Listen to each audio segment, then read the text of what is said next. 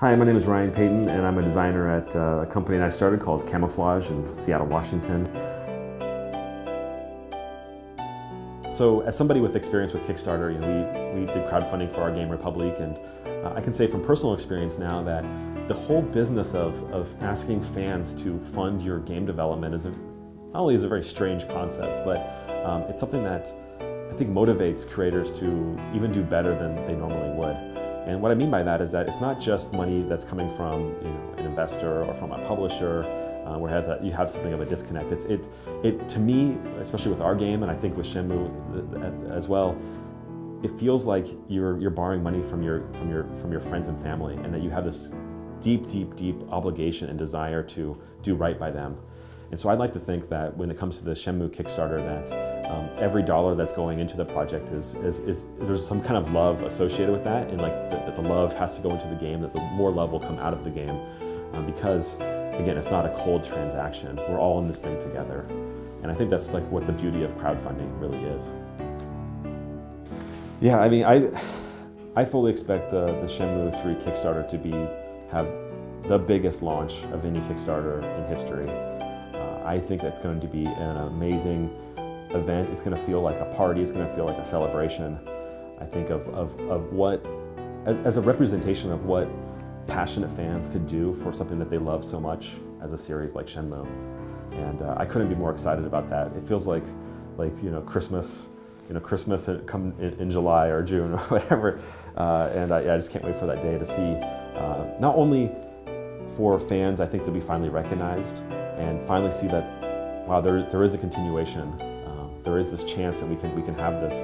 But for the rest of the world, the guys that may or may not understand what Shenmue is all about, to really look back and look and observe, that wow, there are so many people that have such a passion for this game and respect for this game. And I'm hoping that they can come along for the ride, because I think it's going to be really exciting.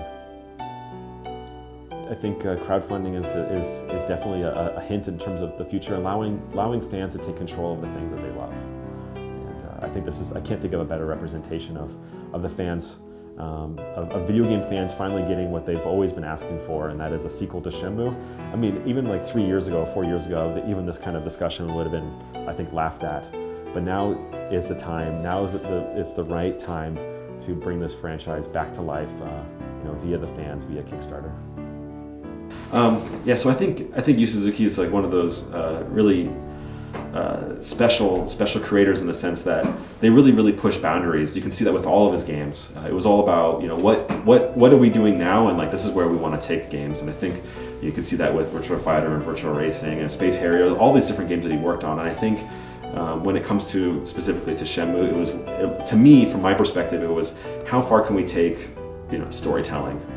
And I always have respected his ambition, and I've always looked up to him and other Japanese creators that clearly were trying to push the boundaries in terms of what's possible. And they would spend a lot of money. They would work with huge teams. They would really push hardware, and I think probably upset a lot of people in their wake. But I think just like really famous directors like a David Lean or like a Stanley Kubrick, as much as they for whatever flack they took in the process of making their creations, I think that the scale and the epicness of what they're trying to do is of the utmost importance for them. And again, as somebody like me who loves big, epic double albums and huge, tomes of books and that kind of level of ambition, that's why I think I'm such a fan of his work. Yeah, I think the natural approach to the creation of Shenmue has really, I think you can see the influence of it in games today, in terms of the openness of the game, all the little details that normally any game developer wouldn't have bothered with in the 90s, with the release of the first two Shenmue games, like with the day-night cycles and the way that the NPCs have schedules and all these things that seemed like so frivolous and unimportant to a lot of critics, I think, at the time. Now you're just seeing it as like a really common thing in a lot of especially open world games these days. And so I think, yeah, the influence of Shenmue is already very apparent when you look at modern games today.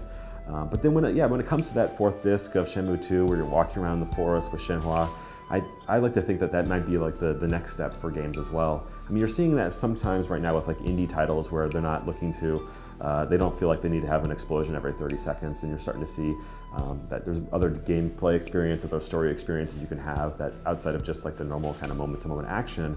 And I like to, I always point that back to that fourth disc as like, this is where we could go as an industry, and some place where I do hope we do go and where we do end up as an industry.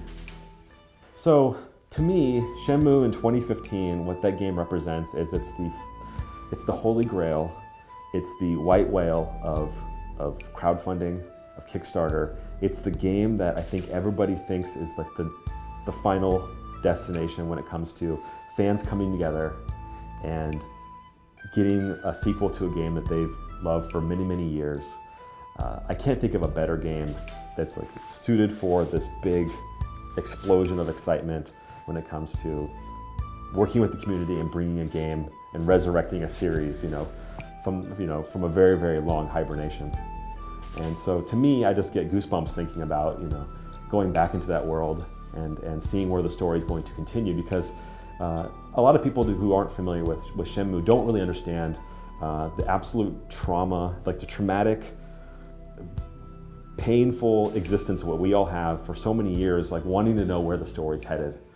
Because we all know that the game was created from the very beginning with such scope and scale, with so many different chapters, and we know that we've only been able to taste only the first few chapters through the first 2 games. And so it's been literally a decade and more, and some change. So I'll say that again, but it's literally been a decade and some change of fans getting onto forums, myself included, hypothesizing about where the story's headed. And it's been such an excruciating experience that I just get really, really excited thinking about, wow, we might be able to return to this world and see what the next step for Ryo is going to be as a character.